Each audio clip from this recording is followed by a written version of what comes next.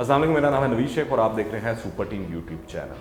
अयाज खान साहब और मैं एक बार फिर आपकी खिदमत में हाजिर हैं और आज दो तीन बहुत अहम मौज़ूआत हैं जिन पर हम रोशनी डालने की कोशिश करेंगे, सवालों के जवाब जानने की कोशिश करेंगे। सबसे पहले तो इंडिया और अमेरिका के दरमियान एक मुआहदा हुआ है, इसके पाकिस्तान पर क्या असरात होंगे। पाकिस्तानी दफ्तर खारजा की जानिब से भी इस हवाले से एक बयान जारी किया गया है और इस खित्ते के ऊपर क्या असरात होंगे। खान साहब, कैसा मुआहदा ये, क्या लगता है आपको? देखिए, ये जो मुआहदा हुआ है जिसको बीका का नाम दिया जा रहा है, इसका मुआहदा इसके जो पीछे वजह है वो आपको पहले से पता है कि अमेरिका का यहाँ खित्ते के अंदर सबसे बड़ा जो हदफ है वो चाइना है और चाइना को वो अच्छा, इस बारे में कहा जा रहा है ये 90s से अमेरिका कोशिश कर रहा था कि किसी तरह इंडिया को घेर के लाए और उसके साथ कोई इस हवाले से मुआहदा हो सके। और जो कांग्रेस की गवर्नमेंट थी जिसमें मनमोहन सिंह साहब थे, तो उनके दौर में काफ़ी पेशरफ्त हुई है। इंडिया शुरू में आपको पता है कि जब बना था तो आपको याद है कि 60s के अंदर इन्होंने जो एक नॉन अलाइनमेंट का एक खामखा का वो बनाया था, लेकिन बाद में आपको पता है कि वो अलाइनमेंट की तरफ चले गए थे। तो इनका अच्छा, ये जो है ना, इसका एक ऐसी एक कह लेंगे इसका रोमांस हर मुल्क के साथ रहा है।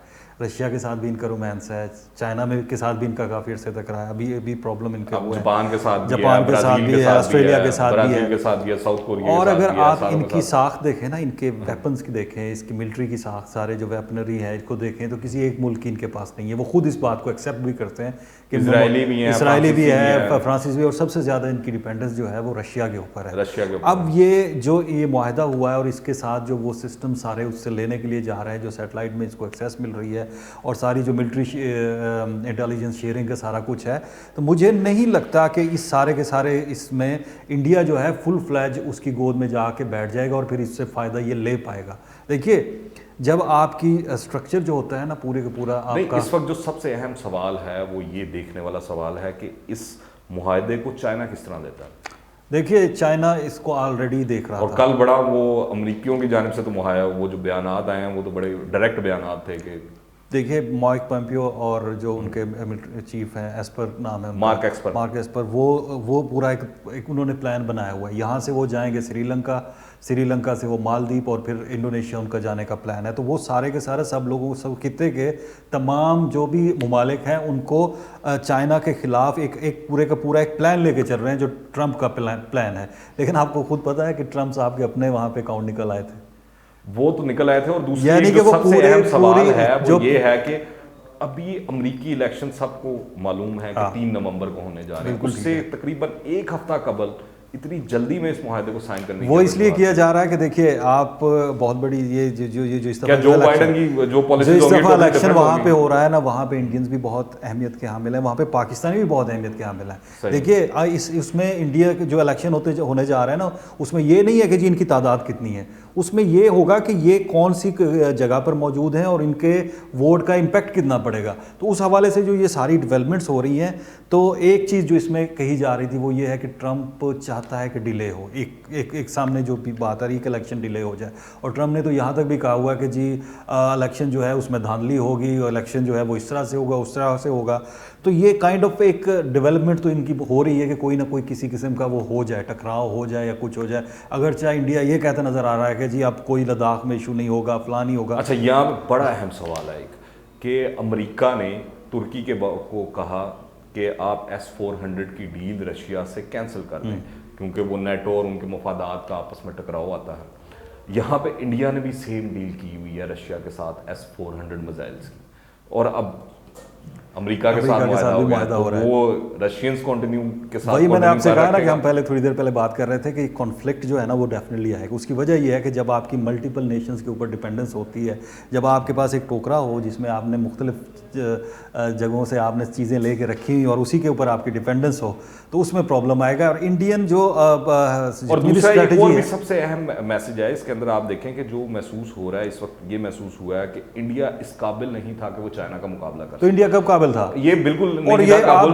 वो चाइना के पाकिस्तान का मुकाबला करने के भी काबिल नहीं था। उन्होंने, उनकी पॉलिसी शुरू से रही है, उन्होंने तो कभी पाकिस्तान का मुकाबला करने के काबिल नहीं था। पर अब ये बात तो रोज़े रोशन की तरह यहाँ हो गई है कि कहने मतलब चाइना के मुकाबले में उनको अमेरिकी मदद की जरूरत है। उसमें ज़रूरत इस वजह से है हजूर के हम इंडिया की अगर आप पॉलिसी उठा के देख लें, उनकी स्ट्रेटजीज उठा के देखते तो वो पाकिस्तान सेंट्रिक रही है।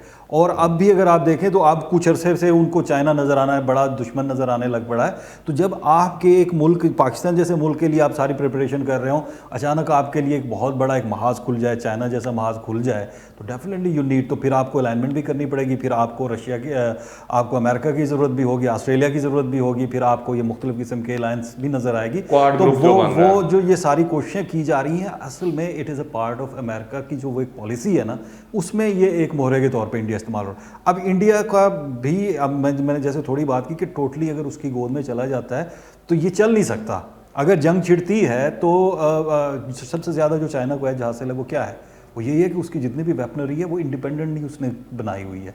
अच्छा, इसमें और अगर उसने कुछ लिया भी हुआ है तो वो रशिया से लिया हुआ है। लेकिन इनके पास तो प्रॉब्लम ये है कि इसराइल से, जिस तरह आप पहले बात कर रहे थे, इसराइल से इसने हथियार लिए हुए हैं, फ्रांस से ये तैयारे, अभी तैयारे उसने लिए हैं, आपको याद हो अभी शायद इसराइल के ऊपर, हर किसी पे, हर मुल्क के ऊपर इसके बेनिफिट। तो इस तरह के मुल्क को एक मुल्क के साथ जाके खड़े हो जाना और उसकी पॉलिसीज को के मुताबिक खुद को ढाल लेना, अगर ऐसा नरेंद्र मोदी करता है तो आई थिंक तो बहुत बड़ा एक क्लैश होगा, इनका आपस में भी प्रॉब्लम हो जाएगा। अच्छा, जिस तरह आप इसको किस तरह देखते हैं कि वो इंडिया के बड़े मशहूर वो डिफेंस एनालिस्ट हैं और फोर्स मैगजीन के एडिटर भी हैं, परवीन सहानी, उन्होंने एक आर्टिकल लिखा द वायर के अंदर, आज मैं सुबह पढ़ रहा था, तो उन्होंने बड़ा कैटेगोरिकली बताया कि जो जिस तरह इंडियन नेवी है, इंडियन एयरफोर्स है और इंडियन आर्मी है, जब यहाँ पे आप इनके सॉफ्टवेयर्स को, इनकी मशीनों तक एक्सेस दे देंगे अमेरिकियों को, तो चाहे उनकी नीयत ठीक हो, पर कल को कभी हमारे हालात ख़राब हो जाते हैं या कोई मसाइल आ जाते हैं, तो शरारत के तौर के ऊपर कोई मसाइल यहाँ से कहीं और जाया जा सकता है। मालावेयर और जो साइबर अटैक्स हैं उसके थ्रू इशारा उनका उस जानिब था। तो वो आपको क्या, उसमें देखिए आप बड़ी अच्छी बात कर रहे हैं, जिसमें उन्होंने मिसाल दी कि ईरान के अंदर 2010 में इसी तरह एक मिसाइल गलती से उन्होंने और उसके पीछे कहा जा रहा था अमेरिकन और CIA। उसमें देखिए ये जो आपने बात की है बड़ी इंपॉर्टेंट है। अगर पाकिस्तान को देखिए तो पाकिस्तान की इस तरह की अलाइनमेंट चाइना के साथ नजर आती है, जो उनका बेदू सिस्टम है, जो सैटेलाइट सिस्टम है, उसके साथ ये नहीं, वो तो करने की कोशिश कर रहे हैं। जब आप बात करते हैं इंडिया की, तो इंडिया के अंदर ये कंसर्न्स बहुत ज़्यादा इस वजह से पाए जाते हैं कि आपने बात की ना जी, आपके सबमरीन्स हैं, सबमरीन्स ने कहाँ से ली हुई हैं, अमेरिका ऐसे तो नहीं ली हुई, फ्रांस से हैं या बाकी ममालिक के साथ इसके हैं, रशिया के साथ हैं, इसी तरह मुख्तलिफ जो इनकी वेपनरी है। तो इसी वजह से वो ये असल कंसर्न उनका यही है कि हम कैसे कोप कर सकेंगे इस सारे मामले में।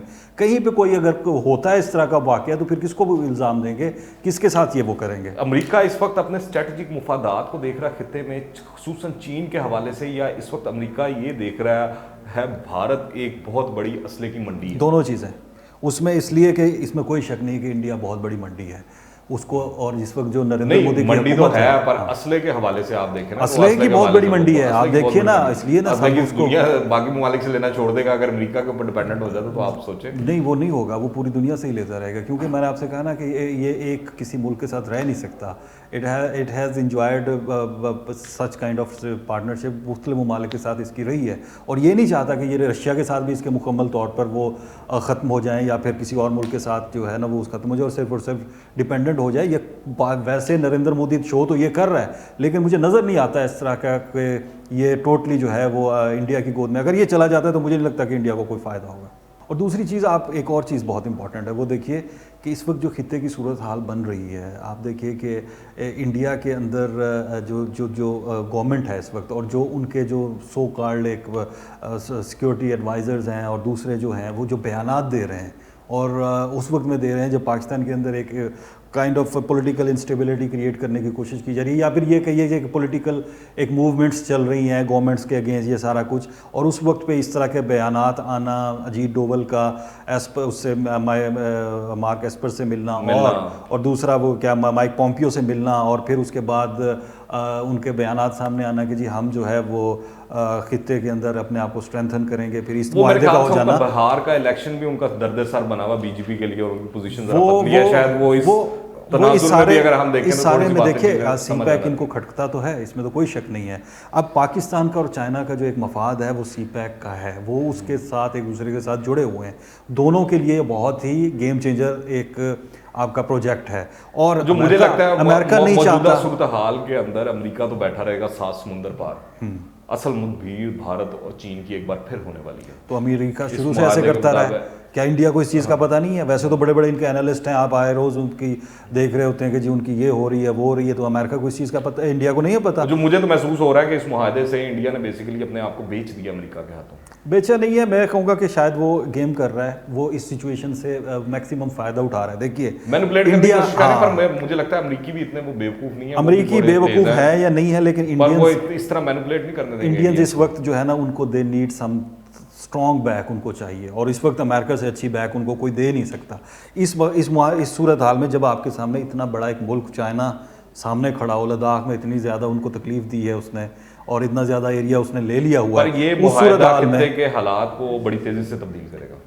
आई डोंट थिंक सो कि इतना ज़्यादा इसका इम्पैक्ट पड़ेगा। उसकी वजह यह है कि वो डिपेंड करता है कि आप देखें ना, जब ये इंडिया के साथ मुआहदे कर रहा है अमेरिका, तो पाकिस्तान कैसे अमेरिका के करीब जा सकता है? पाकिस्तान उससे ऑटोमेटिकली दूर होगा। देखिए, पाकिस्तान के पास एक चॉइसेस तो इस वक्त उनके पास स्ट्रेटजिस्ट हैं, या पाकिस्तान जो जितने भी यहाँ पे वो हैं, वो देख तो रहे हैं सारी सूरत हाल को, और ये सारा कुछ जो अमेरिका कर रहा है उसमें एक ऑप्शंस भी दे रहा है पाकिस्तान को कि आप क्या चाह रहे हैं, आप हमारे साथ क्या करेंगे। या ये पाकिस्तानी भी अब वेट कर रहे हैं कि कितना क्या इनको पूरे का पूरा चीन के साथ ऐलान हो जाना चाहिए।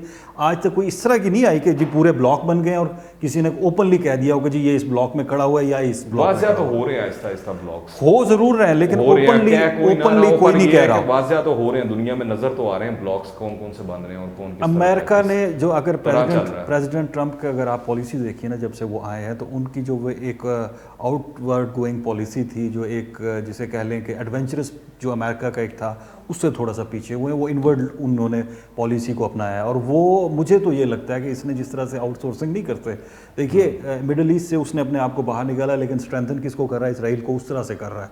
और जो खित्ते के अंदर जिसे आप कह लें कि टर्की का जो रोल है, टर्की के बारे में कहा जाता है, एक खुसूसी प्रोग्राम करेंगे। हाँ, इंशाल्लाह इसके ऊपर करेंगे। देखिए उसके ऊपर खित्ते की बात की थी ना, क्लैश ऑफ सिविलाइजेशंस जो है, इस पे हम खुसूसी प्रोग्राम करेंगे। एग्जैक्टली हंटिंगटन ने ये थीसिस दिया था इस पे। हाँ, बहुत शुक्रिया। आपको अगर हमारी बातें पसंद आई हैं, आप मुत्तफिक हैं या इख्तलाफ करते हैं, नीचे कमेंट्स करती रहे लाजमी दीजिएगा। दुआओं में याद रखें। अंटिल द नेक्स्ट टाइम, अल्लाह हाफिज़।